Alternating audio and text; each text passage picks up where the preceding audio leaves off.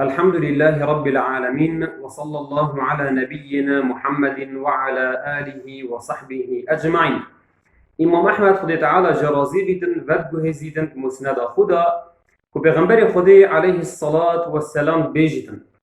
او شوا از چويما عصماني بهنا که خوش هدمن قد من قد يا جبريل ابا چه بينا وصا خوش تدمن قد ابا بينا ويجن كيا وزارو كد ويجن كيا او جنكا پرچا سری کچا فرعونی شد کرد. گفت من گوده باشه ما اویژن که ها چی کرو؟ صحبت اویژن که هنی چیه؟ گوی خوب دانی که صحبت اویژن که چو و عیالی وی دگل کچا فرعونی و دگل فرعونی ظالم. گوی روزه که اویژن که ها پرچا کچا فرعونی شد کرد. پرچا کچا فرعونی شد کرد شش دستا کرد. و گویی اویژن که وقت شی وی کردی گویی بسم الله. اینا که فرعونی گوده ده بحثی باب منه گوده نخیر من بحثی اللهیه گوده نخیر من بحثی باب تنینه من بحثی اللهیه که او خدای منه و خدای بابته و خدای دنیای و جهان همیه.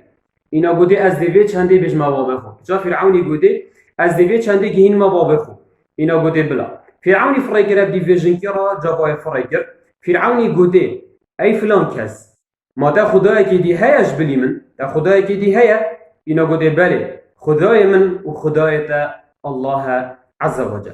اینا فرعونی دا خازا من جلک و سفری کر اینا و گرم کر و امر کر کزارو که دویژن که پاونته دا گوده ویژن که هتا دا خازیه که هیا جبرچه بس دا افژن که هت دین خوبه هرید و دا بیشتر فرعونی تو خدای من جلک و سفری اینا و گرم کر و امر کر زارو که دویژن که پاونته دا دا افژن که هبز دین خوب بهریدن.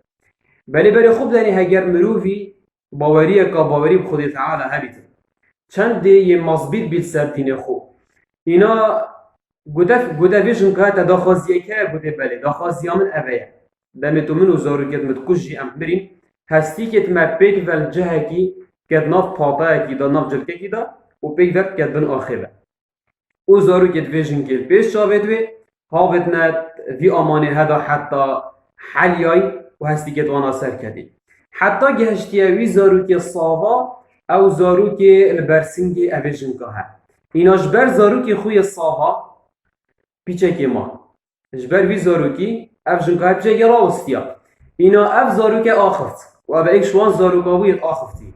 گوده داده خب ها ویجته دا ایزایا دنیای نخوشیا دنیای گلک کمترش یا آخرته گلک نخوشیا دنیای کمترش یا آخرته اویژن که صبر کشار سر دین خو ثبات هبو سر دین خو دستش دین خو نبردان حتی زارو که دویل پیش چاوید و هاتیه کشتن و اوجی هاتیه کشتن هوسا مروی بسرمان ثبات هبیتن سر دین خو ثبات هبیتن سر اسلامی فایده به حدیث اوه گلی برا که مروف یه مضبیط بیت سر دین خو مروفی ثبات هبیت سر دین خو مروف برف گناه و نچید مروف سسنا بیتن دین خدا هر وکی ظلام که در پیغمبری علیه الصلاة والسلام گوته یا رسول الله تو گوت نکه بیجا من پشتی تا جبلی دست بسیارا کسی دینه گمه با تو تشتی که بیجا من جبلی دست بسیارا کسی دینه گمه با اینا پیغمبری خدا علیه الصلاة والسلام گوته قل آمنت بالله بیجا من باوری اب خودی هی ثم استقیم و خل سرار بگیره خل سروی چندی را بگیره بلا تا ثبات سروی چنده هنی هبی ابروکه گلک مروفا دبینی گلی بسرمانا